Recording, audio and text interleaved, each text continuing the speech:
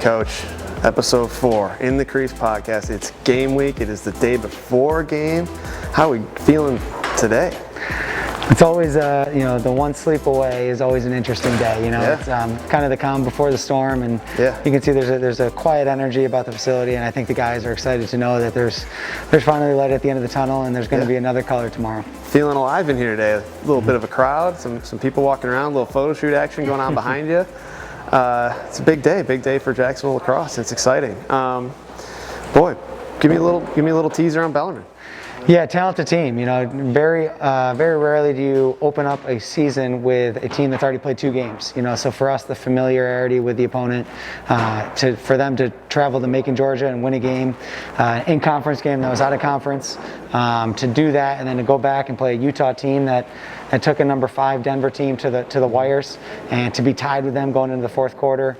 I think we're going to see a really tough and talented opponent that believes in themselves, number one, and is playing really hard for their new coaching staff, and it'll be a battle on Wednesday at noon. Yeah. ESPN Plus, our good friend Ray Carnicelli will be on the call with Jim Applegate, so we'll be a good time here at lunch with the Lax program at DB Milne Field, little noon tip on a Wednesday. Coach, in a little bit we'll talk to Tyler Morris and about what he's got going on with the Board of Diversity Awareness. If you want to give us a peek into that. Yeah, really impressed with Tyler. I think he was aggressive in this summer with the amount of social injustice that was happening, and he's done a good job of not just talking about it, but doing something about it. And him with a few other folks on campus leading this movement, I think you're going to see a young, passionate man that's really intelligent. He's an engineering major. He's a high-achieving student. He's a high-achieving lacrosse player, and now he's taking his talents outside of the classroom in the lacrosse field, and we're lucky to have a guy like that as an ambassador of our team. Yeah. We talk a lot about all that going on. Obviously, there was a lot that this university did over the summer, and it's exciting to have Tyler be a part of all that, certainly. Coach, when you're in game week, a little unconventional with the Wednesday game, but when you're in game week and you're leading up those couple of days to a game, what's day before game look like for you guys? Yeah, especially now when you have so much time to prepare for this game, I think it's more so the management of emotions. I think right now we know the plan. We've had 10 months to prepare for this opportunity. So for us, it's a little bit of keeping the guys focused on executing on game day, understanding that, the emotional, roller coaster of the game is going to exist, but how we manage those moments, making sure that they're short-lived. And ultimately, I think that, the advantage we have is being able to see the opponent play. While they have 2 games of experience, we have the chance to see what they do. And I hope that gives us an upper hand. So now walk me through a game day for the Dolphins. You guys play a lot of early start times, a lot of noons, ones. Yeah. There's the occasional night game, but walk me through what a game day looks like for the Dolphins. Yeah, again, we want to give the guys as much of their normal schedule as possible. So they really have the morning to themselves. They'll report to the facility 2 hours before game, but 3 hours before, our strength coach will open up the weight room for them to have a feel-good stretch and just to start to get their blood flowing and their bodies warm. And once they walk into this building, it's game day. And that's 2 hours prior, and that's when the minds shift. And really the outside distractions can go away. Obviously on a school day, like a Wednesday with all the virtual lessons, the ability to have this building and to really shut all the noise out and start to focus on the task at hand. And we only have 13 of these, and I think that day is really sacred. And I think that the way that you treat it in the beginning and the end and during is really significant of how mature your team is. And I think that's going to be our first test tomorrow, is how mature we are to be able to handle that moment, even if it is a mid-Wednesday afternoon matinee game. Looking ahead just a little bit, I don't want to distract your mind past Bellarmine, but big one coming up on Saturday at North Carolina. New poll came out, number 2 in the country. Speak to the significance of that on the ACC network. Yeah. Not the ACC network plus. ACC network, you're going to be able to find it on your dial. Yeah. Talk to me a little bit about that game. Yeah, obviously our guys are strictly focused on the next 24 hours, but whenever you have 2 games in 1 week, you do have to be really thoughtful about how you prepare and how you're looking at the schedule ahead. So, it's not hard to get excited for that game. You know, to be on national TV, to be 6 o'clock under the lights, to be against a top 5 opponent that just really put on an impressive opening day performance this past weekend against a talented Denver team. You know, we'll have our work cut out for us, and I think the Bellarmine game is going to give us a great indicator of what we need to work on, how we can improve, and we'll have a short turn before those 2 games, but we haven't played lacrosse in so long, and anytime you have a chance like that to play an opponent like that, it won't be very hard for us to motivate the guys. So that's why we've been able to really stay focused on Bellarmine, because once that page is turned, we'll be able to shift our focus on a top 5 and potentially Final 14. Yeah, I want to talk just a little bit about just the scheduling philosophy overall of the program. For at least a brief moment in time here, you have the number 1 and number 2 team in the countries in Duke and North Carolina on your schedule, and you're no stranger to that. You guys are regularly scheduling these high-level opponents. The non-conference consistently ranks among the nation's best of strength of schedule. Just speak to that philosophy a little bit and how you're able to accomplish that.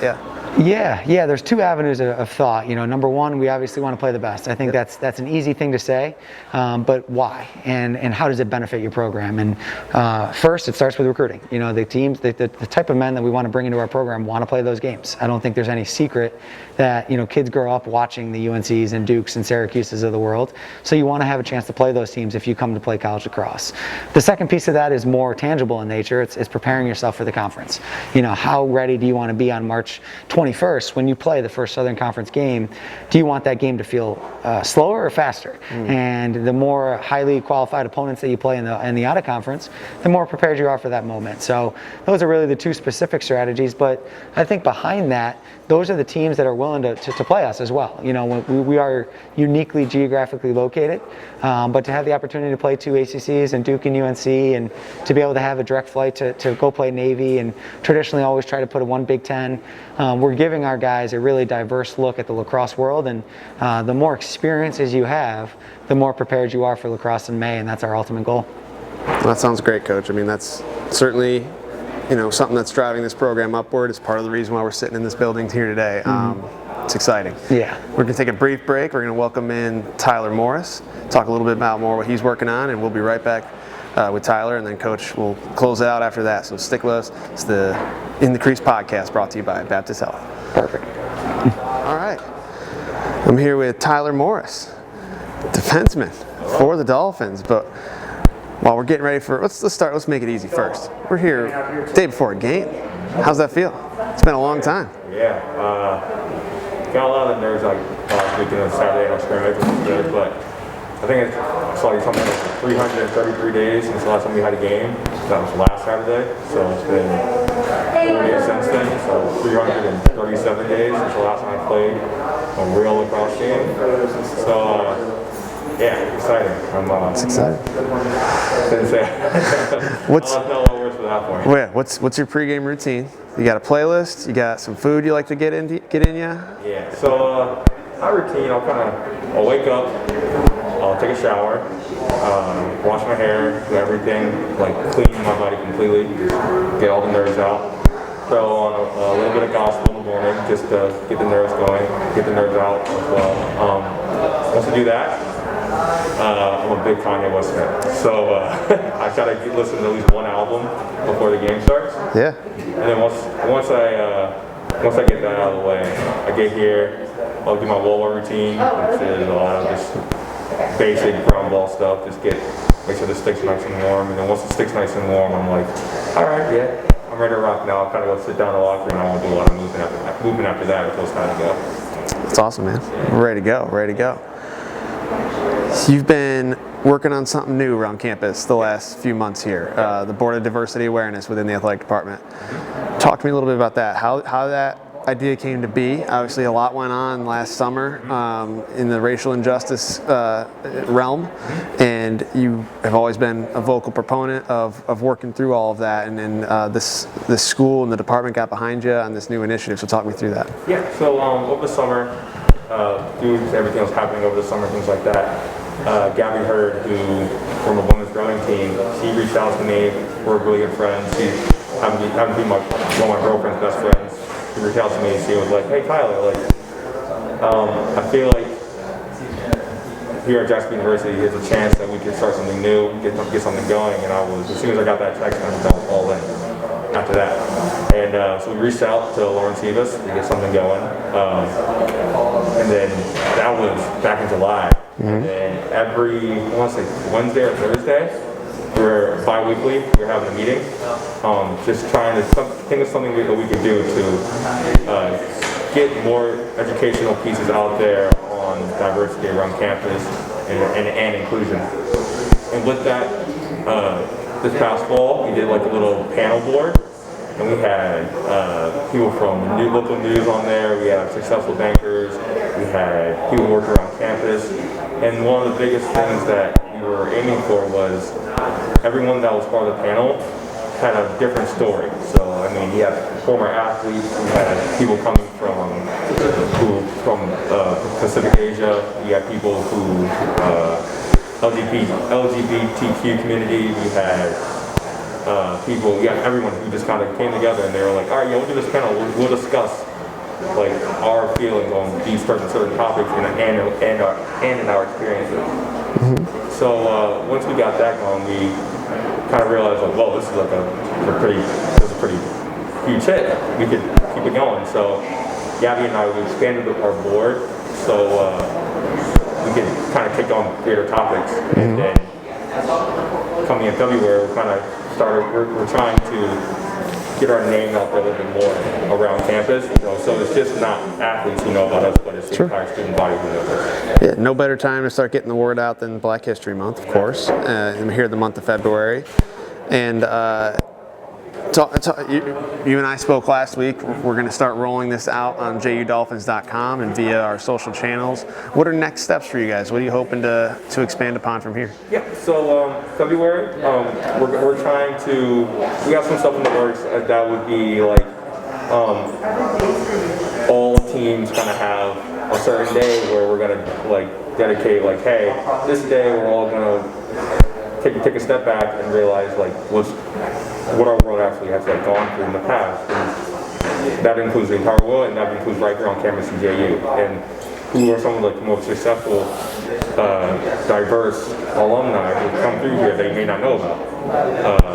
One example that comes to mind right now is D. Brown. I mean, he beat out Michael Jordan in a dunk contest, but how many people around campus know who D. Brown actually is? And then like after February, we're going to go into March, which is Women's Awareness Month. So we'll be kind of reaching out, like, instead of women who are strictly African American, we'll reach out to more diverse women who are also successful in the world. Yep. So you'll start to see that kind of rolling out. Those are like our two big next topics leading into the spring. As we close it out here, anything you want to add on the way out? Just a message you want to get across? Well, I remember everyone comes from a different story. Myself, I'm a black lacrosse player. You don't really hear those names. You don't really hear that often, especially up north where I'm from. So always remember, everyone has their own story. It's cool to just listen, sit down and talk to somebody different. You never know.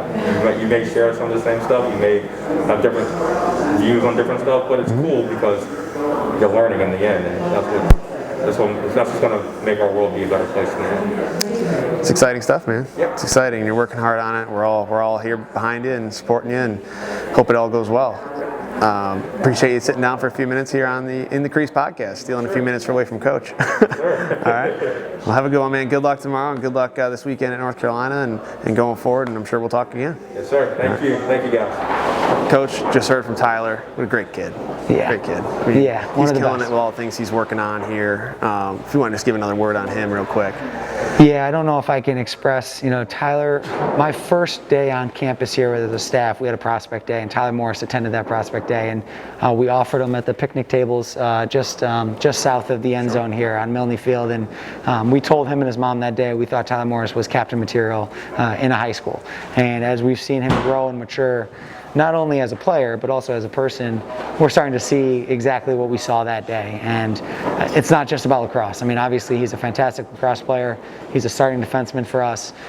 He's a leader on the team, but he's a leader in the campus community as well. And that's where Tyler separates himself from the pack. Any message you want to close out with here as we head into game day and ultimately game week with 2 before we hear from you again? Yeah. Any parting shots here? Yeah, anytime you have the chance to play games now, you get excited. And I think that we have to value and cherish every moment, whether it's a inter-squad scrimmage, which felt like the most competitive one we had 2 weeks ago, to a scoreboard being on tomorrow. And ultimately, that doesn't change the way that we're going to approach the game. It does just change the fact that there's going to be a result at the end of it. And we know that we're measured by the result, the win, the loss. But this is a marathon, and I'm excited to see where we are at the first whistle. I'm excited to see how much we can learn in a short period of time. And in the next 5 days, we're going to be challenged a great amount, and we're going to know a lot more about ourselves come Sunday morning. But I'm really proud of how we've handled all the adversity going into this point, and feel very grateful that we have the chance to put on those uniforms tomorrow afternoon. Sure. And of course, like we mentioned, ESPN Plus on Wednesday, ACC Network on Saturday, and all updates you can find on jdolphins.com, our social media accounts, at Jax_MLax on all 3, Facebook, Instagram, and Twitter. We'll be back next week with another one, hopefully with 2 W's under our belt, Coach. There we go. All right, this has been In the Crease podcast, brought to you by Baptist Health. Coach, have a good one. You too. Thank you.